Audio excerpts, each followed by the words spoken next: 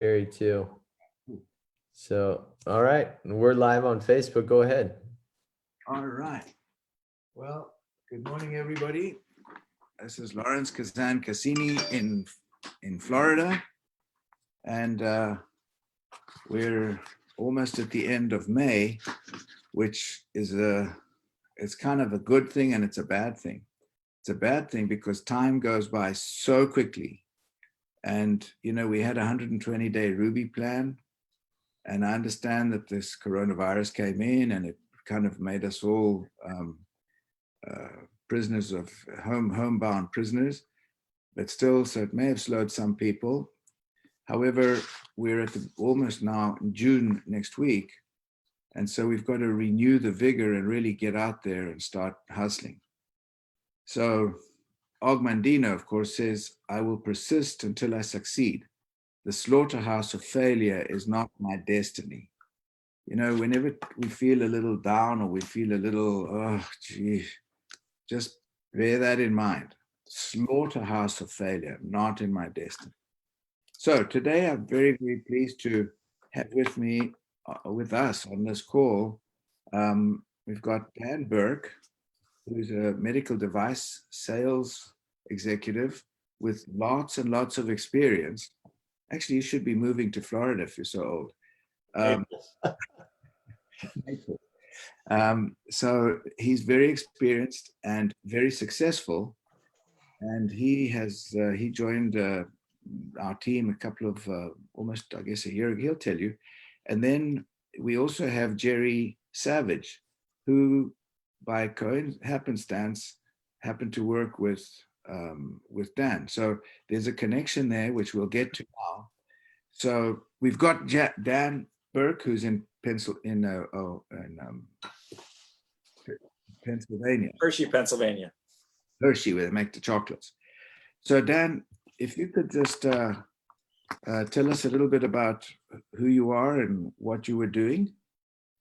Yeah, so I was a medical device sales rep for 24 years. I was kind of an anomaly in the business. I was with the same company essentially for all 24 years. That's something that is rarely seen now, not only in medical device, but in the world we live in today. In general, people are always job hopping and things like that. So I was really, really happy with where I was. I was really successful in what I was doing. Never quite really understood why I was more successful than other people. I think a lot of it comes down to personality and people liking you, trusting you, and things like that. And so I sold the medical device, mostly total joint replacements, spine, sports medicine, and trauma implants. And so I was in the OR most days, all day, usually from 7 o'clock in the morning till 6, 7, 8, 9, 10 o'clock at night. Sometimes get called in the middle of the night for cases and had to rush to the hospital to make sure they had the proper equipment, things like that. So did that for 24 years and started looking for something different that I could change my lifestyle. For 24 years, I had given up a lot of things in life that I like to enjoy doing, time with family and things like that. So I really wanted to find something that gave me a better work-life balance and a better lifestyle, time to enjoy things that I hadn't enjoyed in a long time. And I saw Pharmanex and looked at that as a vehicle to get to where I wanted to be.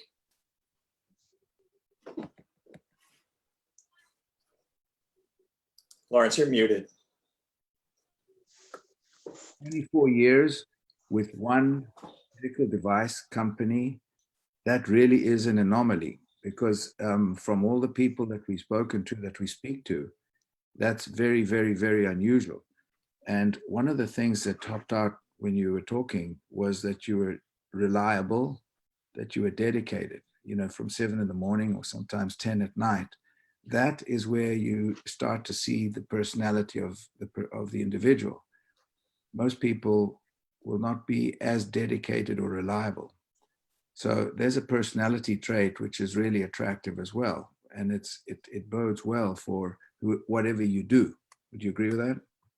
Yeah, absolutely. I mean, especially in medical device, but in almost every walk of life, the more dedicated you are to something, I think you're going to be more successful, obviously. But in med device in general, the more that you're there for the physicians, it's a more of a what have you done for me lately scenario, where the more that you're available to physicians, especially in their time of need, the more they're going to rely on you, the more they're going to use your product. So it's one of those catch-22s where, you know, to build your business, you have to be available at all times for phone calls, you know, jump up at a moment's notice to get things together for an emergency surgery, being able to do that efficiently and getting things to the hospital in a timely manner when it's an emergency, and, you know, trying to make things work flawlessly for the patient, most importantly, but for the physicians and the staff that work for the hospital. So you kind of build your reputation based on your availability and knowledge base, and really your just ability to get things done in a timely manner, because a lot of times things are urgent, especially with trauma and spine, not so much with sports medicine or total joint replacement, but particularly with trauma and spine. So how important was your relationship with the doctors? It was extremely important, because obviously you have to have a working relationship and a positive relationship, to where you have positive communication, and you have to get to know each other really, really well, so that you kind of can read each other's minds, you know, because they may call me and say, you know, I have an emergency surgery coming in. And before they even say it, I have to be able to say, okay, well, this is what I'm going to bring for the surgery. Can you think of anything else you might need? And, you know, more often than not, they would say, no, that sounds like, you know, plan A, B, C, and D. That's going to be perfect. So, you know, it's just one of those scenarios where you have to have a really, really great working relationship with the physicians you work with, especially in trauma and spine. And so, yeah, you do need to have a really, really good relationship with those physicians. So you enjoyed your job, you loved it, and you were successful. So what made you change, or what went through your mind? What was something that inspired you to look around? I mean, there were a lot of different reasons, but most importantly, selfishly, just lifestyle for me. That was a very big component of looking for something else, and something that could provide really good income if you're successful with it and you work really hard. I like to work hard. I'm not the kind of person that likes things handed to me. I like to work really hard to be successful. And so that was the main reason. But, you know, some of the other reasons were I saw where the industry was going as a whole. There were declining sales prices for our products, which meant lower commissions. The companies, we talk about it all the time, Lawrence, you know, declining geographic territory, replacing experienced veteran sales reps with younger talent just out of college. Or, you know, I don't know if a lot of you know, but there's these medical device sales colleges that have cropped up all over the US and a lot of the major cities now, where they kind of train individuals coming out of college or people looking to make a job change on how to be medical device sales reps. And so, you know, a lot of those people were coming out and getting jobs and replacing veteran people. And, you know, I made this decision about a year ago. And for me, you know, looking back at it now, it was the best decision I ever made. I'm having a lot of fun. My lifestyle's better. And especially, you know, looking at COVID-19, I think what's happened over the last 3 months, I think that the industry, medical device sales rep, pharmaceutical sales reps, I think that industry is going to change a lot coming out of this. And so, you know, in retrospect, it's in hindsight, it was an even better decision than I originally anticipated. So at the beginning of this pandemic, as they call it, you actually said something which I thought was very wise. Don't waste this crisis. And I think you took full advantage of not wasting the crisis, because I think you've been expanding your business substantially during this last 3 or 4 months, correct? Yeah, I mean, I've been having, you know, an unbelievable response on LinkedIn. Some days I have 15 calls with physicians and medical device sales reps. You know, I haven't let my foot off the gas pedal. I've actually probably pressed it down a little bit during this time because it's it's just really fruitful right now. There's a lot of people looking for work.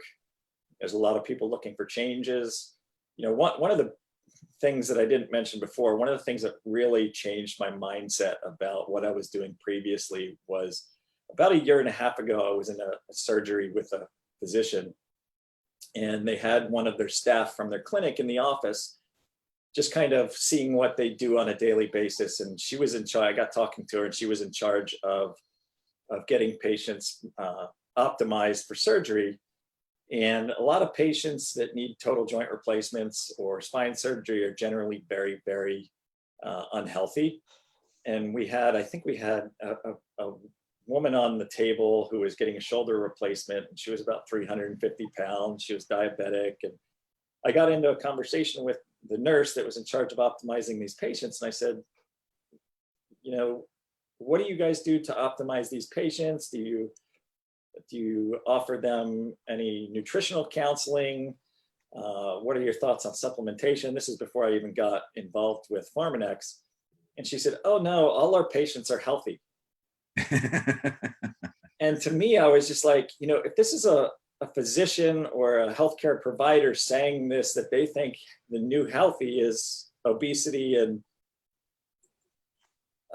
diabetes, I was just like, something needs to change. And, I was under the impression that when I was in medical device sales, that I was doing a service for patients in helping them become healthier. But we're looking back on it, we were really just putting a Band-Aid on the problem with replacing their joints. That was the cause of so many different things in their life, mostly lifestyle and nutritional choices. And so that's where I started to realize that, doing something with Pharmanex could make a bigger difference in patients' lives, but physicians' lives as well, and maybe change physicians' mindset a little bit, and nurses about, how they're kind of categorizing their patients. Mm-hmm. So how does that experience that you had in your professional medical device sales life, how is that helping you with what you're doing now? Where are the correlation? Obviously, I have a lot of physician relationships, and I know how to communicate with physicians effectively, and medical device sales reps. So from that aspect, it's prepared me phenomenally well to transition into this business.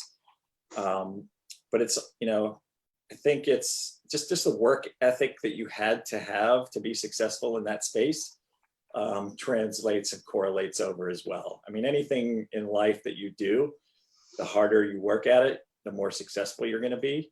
And so that's, I've kind of been that way my whole life. I was a soccer player in high school and college, and, I always worked harder than everybody else. From a soccer standpoint, I would go to a 2-hour, 3-hour practice, and then I'd come home and practice juggling the ball for 2 or 3 hours. So it was like, I always did a little bit more than everybody else. And so I think that's translated into my professional career as well.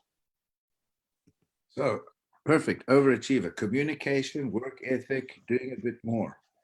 So Dan, when you got into Pharmanex and we were looking at, forming a team of people and who would you work with and so on, what did you do, and how did you get to Jerry Savage?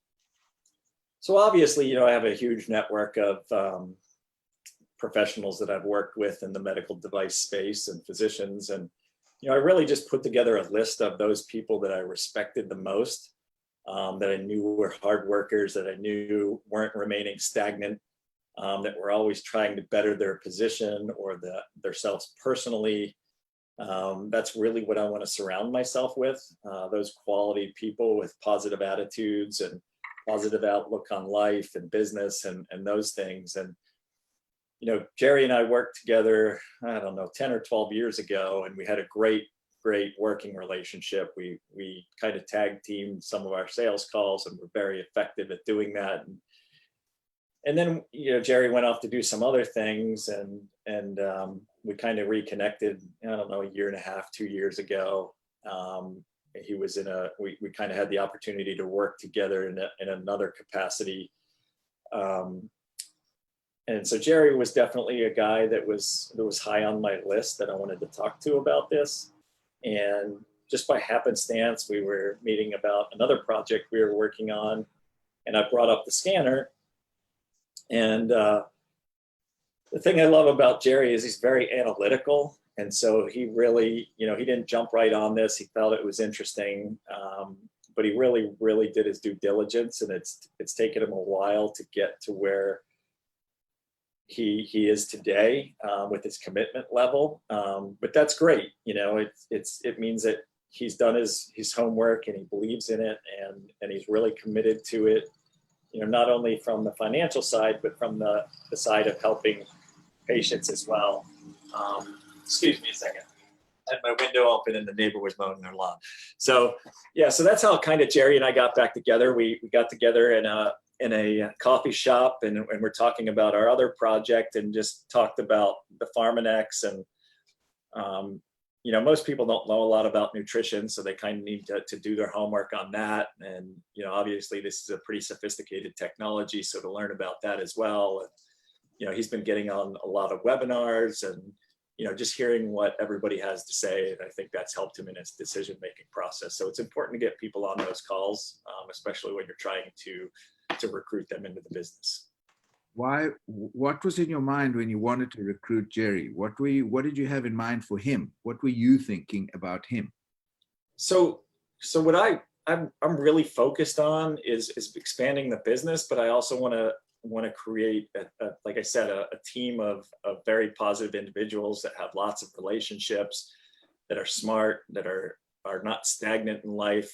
Jerry's gone on to get his MBA and written a book, and he's into horses, and he's a great family man, and he plays guitar at a local coffee shop a couple times every month, and he's just always doing something. And so, it just seemed like a really, really good fit to add something else into what he was already doing. And for me, it was also about maybe providing an opportunity for Jerry that he could do some of the other things that he's passionate about, and not have to, work just to have a job, but maybe do something he's passionate about. And then some of his other passions that he has, give him the ability to be able to kind of pursue those things as well. Thank you. So it's important what you just said about looking for people with specific things that you have in mind for them. So sifting and sorting is something we always talk about, and surrounding yourself with positive people. That's also something that I think is hugely important. Jerry, if you remember, everybody has written a book called The 4 Pillars of Sale. And it's a little bit like a textbook. Mine's marked all over the place. I've written notes everywhere, and I've circled things and highlighted things. So Jerry Savage is somebody that is really worth listening to and reading his book. And with Dan, this is where we start having a really good level of team members, where you've got somebody who goes beyond, who's hardworking, who's got all the communicating skills and dedication and reliable and all these things that Dan has. And then he looks for somebody who has even better or the same characteristics. So Jerry, would you like to tell us a little bit about yourself, please? Sure. So I'm born in Massachusetts. I went to school in Maine. Actually, I'm heading up to Maine. It's a Maine Cup. I'm heading up to Maine later today, to help my aunt move out of her house in Norridgewock, Maine. But I got out of school, went 2 years of college, was working 2 jobs at a bank and a disc jockey on the radio in Portland, Maine. And so I moved out of my house when I was 18, working 2 jobs, going to school. And so when I finished my associate's degree, I had got my pilot's license, started flying airplanes when I was 16. So when I got my pilot's license, just after I got out of high school, I wanted to fly. But I got my associate's degree, and I found out that the Marine Corps had enlisted flight navigators. So one day while I was working as a teller, one of my second job at the bank, I walked down the street and joined the Marine Corps. I got back and then told them that I'm sorry, gotta give my notice. I just joined the Marine Corps. And so I went and I did 4 years in the Marine Corps. Actually, my contract was 6 years, and I did 10 years total. Got out just after the first Gulf War. But when I got back from the Marine Corps, I got into my dad's medical device business for a little while. Didn't do extremely well because for years I just went and did whatever Uncle Sam told me to do. So I was used to taking orders. So I don't think I had the most outgoing personality for sales. I was an outgoing person, but so I didn't do too well there. And I left that business and I got into automobile sales. Took more rejection for the next 5 years than most people take in a lifetime, but I got very good at it. Was very successful. In fact, I still have some people that I communicate with that were with me then 30 years ago. Can I interrupt you a second? What's the difference between stubborn and persistent? Because you said you had more rejections than anybody has in a lifetime. So you're either stubborn or you're persistent. What's the difference? Well, the difference is that you want to succeed. How much drive do you have and how bad do you want to succeed? So when you're not the best at anything and you aspire to be, then you find ways to be the best that you can be. And so I evolved when I was in automobile sales. I became a better salesperson. I became a better communicator. That's where I really got interested in personality styles when I read Ron Willingham's book from years ago, which was the first integrity selling book. I brought that with me to, Dan will remember, I brought that to our other job where we worked with in medical device sales. And I ended up building a training program around that and training the majority of the sales force within the medical device distributorship that we were in. So I try to get better and better. And then finally, about 5 years after that, I got back into medical device sales in 91, and I never left. From 91 to 95, actually 91 to 2001, I worked for the same distributorship. I was number 10 in the nation for Zimmer Orthopedics, but I was number 5 in our $100 million distributorship out of like over 60 people, 8 years in a row. When I was in a selling environment. So, but I wanted to be a distributor, so I left that and became a medical device distributor in Maine, New Hampshire, and Vermont.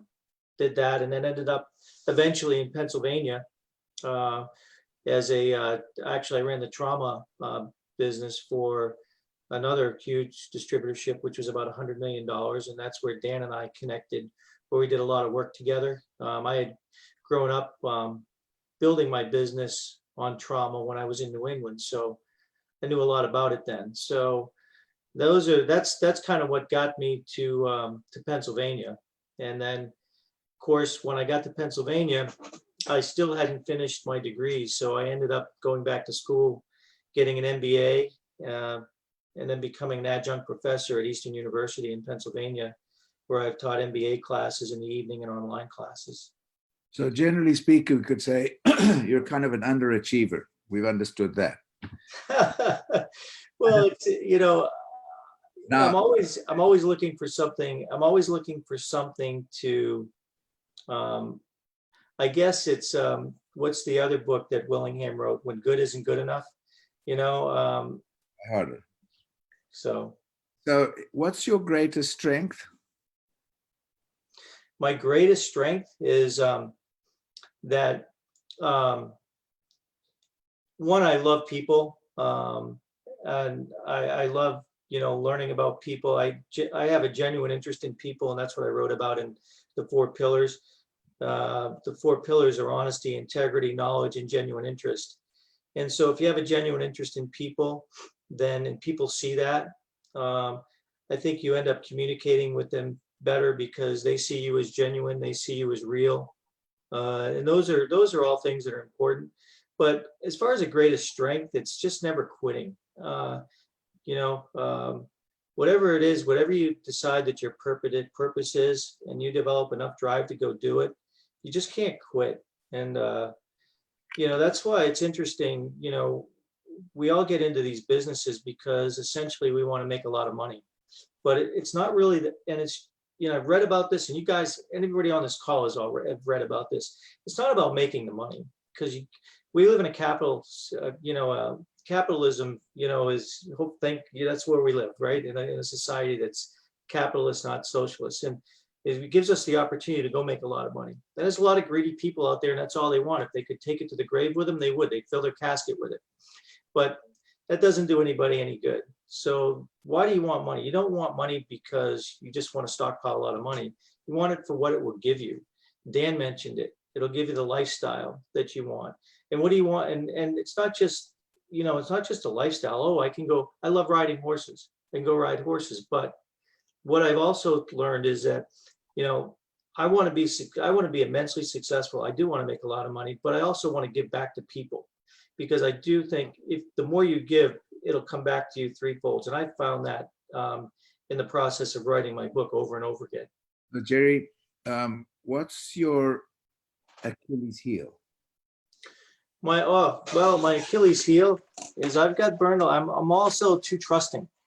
Maybe that's, I don't know if you can be too trusting, but it's like, burn me once, shame on me, burn me once, shame on you, burn me twice, shame on me. Okay. And I don't know that that's a fault, but I always look for the good in people. I think, that's one thing I think my mother always taught me, look for the best in people. And maybe that's to a fault, but Strength, I think. What's the most difficult personality trait that you've had to overcome? Is it shyness? Is it overconfidence? What is your personality trait that you've had to overcome, if any, that you've had to work on? Well, my personality traits have evolved, and I think all of them evolved throughout the years. We usually have two dominant personality styles. One is the one that we see at work, and then we have an adaptive style. And I've been a student of this for a long time. Dan said that I'm analytical. I'm analytical to the sense that I do my homework because I want to make good decisions, but I'm not an analytical person. I'm more outgoing. Analytics is a part of my business. I run a national sales organization for a medical device company.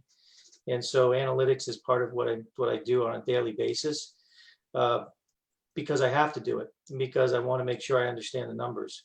But I'm more of a person that's outgoing, loves conversation, likes to find, like I said, knowledge and genuine interest in people. So the analytical side is the Achilles heel. But the interesting thing is, as I've taken personality assessments throughout the years, just because of the nature of my job, my analytical side has crept up on the scale. Because if you look at it, the dominant personalities or the drivers in our society are generally thought of as the best salespeople. And then you have those people that are the enthusiast type people that are, they want to talk about their latest ski trip or their latest, boat outing or whatever it is. And those people are tough to keep on task. And then you have the analytical people that just show me the numbers. That's all I want. And then you have the moderator type people that are, I like you, you like me, I don't want to hurt your feelings. Let's be friends, those type of people. So I've always been a combination of a dominator type because of my sales position, because I'm driven. And the second would be analytical and enthusiast, a close second and third. But at home, I adapt a little bit. I'm more of an enthusiast moderator at home. I think we adapt like we need to. But in business, it's definitely the analytical side. I think a lot of people that are in sales struggle with that. So we evolve our personalities. We learn as we go along. So how do you think others see you? Let me ask you first. How do you think others see you? How do I think they see me? I think they see me as honest with a lot of integrity. It's interesting. People say, I don't know, people tell me on a regular basis, I don't know how you fit everything into your day. You're always doing something. And then I go, no, I'm not doing, and honestly, I don't think that I'm doing enough. Okay. So how important is it what you think others see you as? Now, now I'm more comfortable in my own skin than I ever have been. I think I think for a long time, especially when when I was younger, when I came out of the Marine Corps, I was more worried about what people thought about me. But it doesn't matter.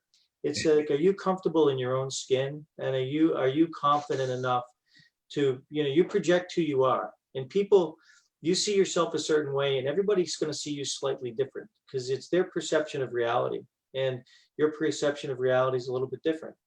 But I think one thing, it's just like you evolve as a person, and hopefully you continue to evolve to make yourself better. I think if you do that, the whole concept in business, especially about giving back, young salespeople don't know what giving back is. They just want to make a lot of money too, like I did when I was younger. There's one, I think the one word is integrity. If you walk your talk, then people know who you are. Integrity is, I've often said, is doing the right thing when no one else is looking. It's the second pillar for me. We're out of time. Dan, is there anything you want to comment to about Jerry, or any final words you want to say? And then I have one last question for you and I want one word. Go ahead, Dan. Sure. No, everything that Jerry's kind of said, were kind of my thoughts on Jerry and what I know about Jerry. So it's great to have him on the team, and I look forward to working with him. We talk every day, about what we can do in this business and how to approach it, and we're kind of learning from each other as well. I'm a student at heart, so I like learning from people. I think we can all learn from something from everybody. And I've learned a lot from Lawrence. I've learned a lot from Michael Cook and Ryan Lucci and Jerry, and everybody that's come into my life. I try to learn something from everybody. So yeah, that's. So one word. What's on your bucket list? One word. What is it? Give me something on your bucket list. Travel. Okay. All right. Jerry, bucket list. My buckets would be overflowing because there's just so much. There's so much that I want to do in life. So one word. One thing you do. Yeah, I need to get to Italy. I need to get to the homeland. It's where my grandmother was Sicilian. My mother was Sicilian. So my sisters went 2 years ago, and I need to get there. Okay, well, that's a quick line to Delta, and you'll get there. Yeah. Okay, well, we're at 10:02. I appreciate everybody's time. If anybody has any question, and if anybody wants to linger for a minute or so just to ask a question, I'm available. I don't know if anybody has any questions. Scott, up to you.